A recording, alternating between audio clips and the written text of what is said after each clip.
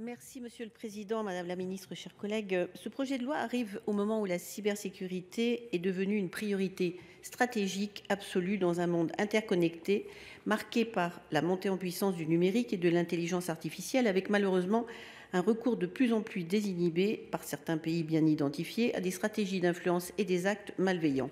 Dans ce contexte, la sécurité de nos infrastructures n'est plus une option, elle est tout simplement vitale. Alors ce texte soulève néanmoins plusieurs préoccupations pour les plus petites entités qui peuvent être d'une importance critique pour notre souveraineté. Je pense en particulier aux entreprises qui forment notre base industrielle et technologique de défense, majoritairement constituées de petites et moyennes entreprises en dehors de nos grands groupes industriels, dont elles sont souvent les sous-traitants et les fournisseurs.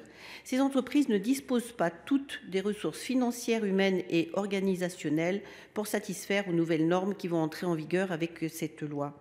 Une étude menée par la DGA, d'ailleurs sur 300 entreprises, a révélé un niveau de maturité cyber très faible.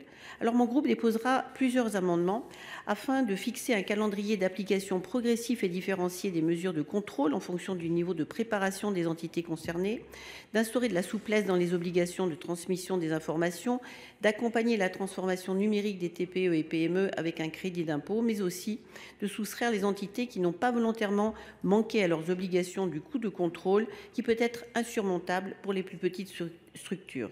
Vous l'aurez compris, nous soutenons la mise en place de toutes les mesures qui peuvent assurer la protection de nos entreprises, mais souhaitons les accompagner au mieux pour préserver leur compétitivité. Je vous remercie. Merci Monsieur le Président, Madame la Ministre, mes chers collègues. Cet amendement prévoit que l'autorité administrative recueille les observations d'un opérateur avant de le désigner en tant qu'opérateur d'importance vitale.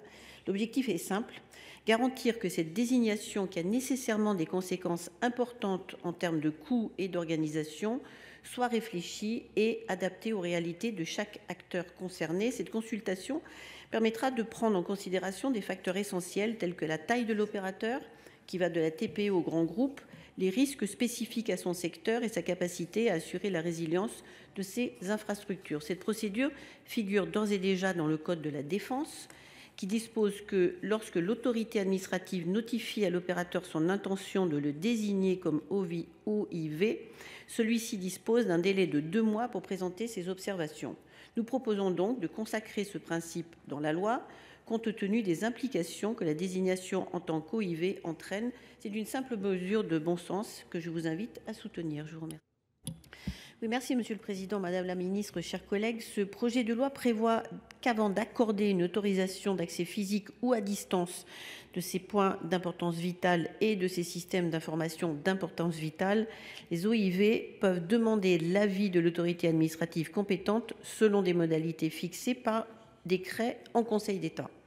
Cet amendement propose d'assortir ce décret d'un avis de la Commission nationale de l'information et des libertés, ce qui est d'ailleurs le cas près d'une quarantaine de fois dans le texte. Donc ce qui est demandé ici n'est pas extraordinaire. En effet, ces enquêtes peuvent donner lieu à la consultation de données sensibles comme le casier judiciaire de la personne et au traitement automatisé des données personnelles, ce qui soulève des questions quant à la protection des données personnelles.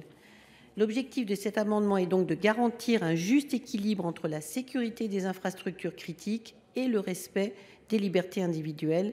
Cet avis de la CNIL que mon groupe a consulté est d'autant plus justifié que cette mission entre parfaitement dans ses prérogatives, ce qu'elle nous a confirmé. Je vous invite donc à voter cet amendement.